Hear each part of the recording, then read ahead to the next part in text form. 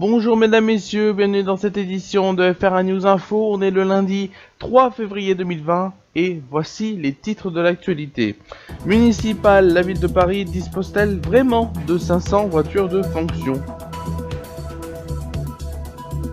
Congé de deuil d'un enfant, une erreur collective, comment la majorité LRM, donc La République En Marche, s'est pris les pieds dans le tapis.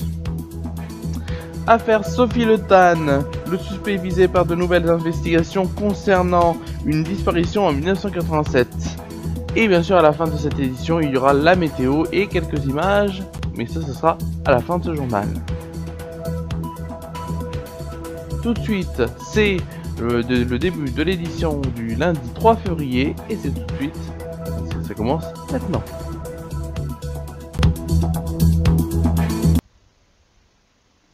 Chaque jour, dans le cadre des élections municipales, le Parisien donc passe au crible une déclaration de candidat.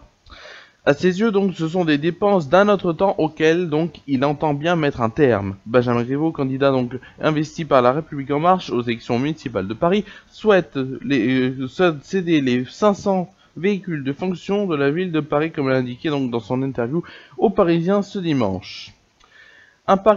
Il y a donc un parc de 470 véhicules légers et 60 berlines. Le service technique des transports automobiles, donc municipaux, dont les missions sont très variées, transport de personnalités, organisation logistique de grands événements, comporte un parc automobile d'environ 2500 véhicules. Parmi ceux-là, on compte donc 1680 véhicules utilitaires et 310 de roues motorisées, mais aussi 470 véhicules légers. On peut lire donc sur la présentation, la fiche de présentation du TAM. Une utilisation, donc ils ont beaucoup de voitures et Benjamin Griveaux en clair veut donc les céder pour en avoir peut-être que une ou deux. Voilà, voiture de fonction, ça a l'air beaucoup quand même. Congé de deuil d'un enfant, une erreur collective. Comment donc la majorité dans La République En Marche s'est prise les pieds dans le tapis. Le refus d'allonger donc le congé d'un enfant pour la perte d'un enfant a créé la polémique politique et un malaise au sein de la majorité de La République En Marche qui a finalement fait volte-face et annoncé l'ouverture d'une concertation.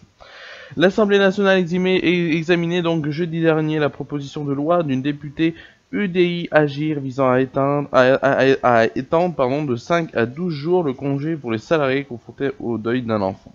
Suivant la consigne du gouvernement, les républicains donc LRM, donc La République En Marche, ont rejeté ce texte.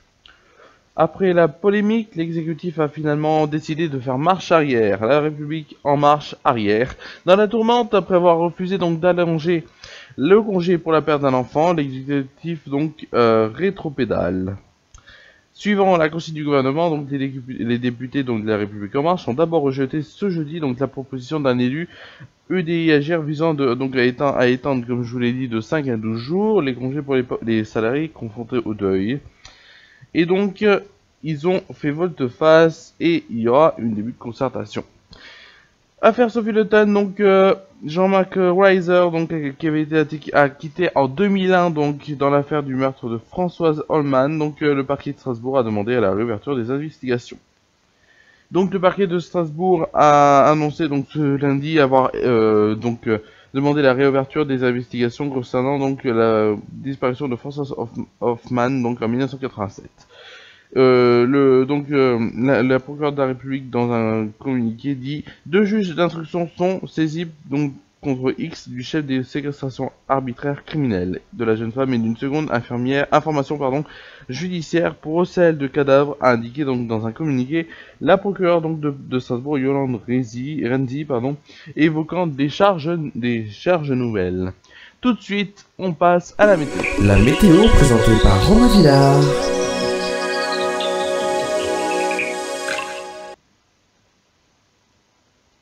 Et c'est tout de suite donc la météo et je vous dis demain il fera plus froid.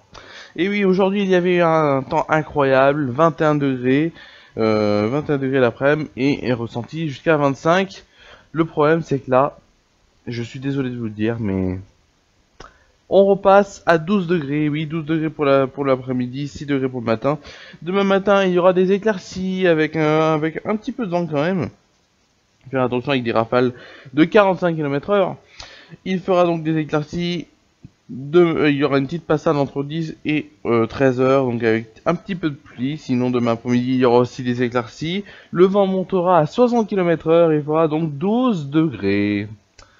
Voilà, merci à vous d'avoir suivi FR1 News Info. On se quitte sur ces images du Rallye Monte Carlo historique qui est passé à Tournon, donc c'était hier soir, en tout cas hier, hein, et ces images ont été prises hier soir.